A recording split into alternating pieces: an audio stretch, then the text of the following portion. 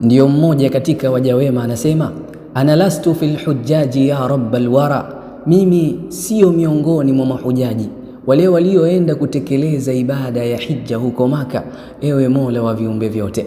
Lakinna qalbi bil mahabbati kabbara, lakini moyo wangu umepiga takbira kwa mapenzi makubwa sana nilionayo kwako wewe.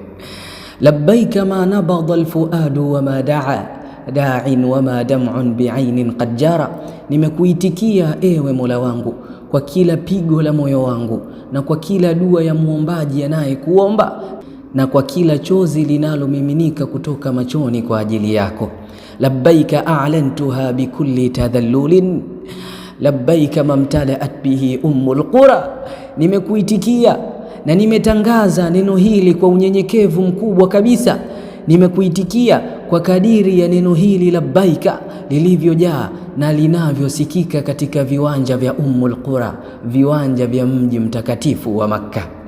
Labbaika ya dhal judi ma qalbun hafa lil'afwi minka wa bil khudu'i tadathara, nimekuitikia ewe mwingi wa ukarimu kwa kila moyo unaotamani msamaha wako na kwa kila moyo uliojifunika na kustirika kwa unyenyekevu.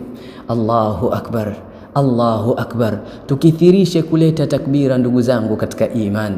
Allahu akbar, Allahu akbar, la ilaha illa Allah, wallahu akbar, Allahu akbar, walillahi alhamdu. Mashallah.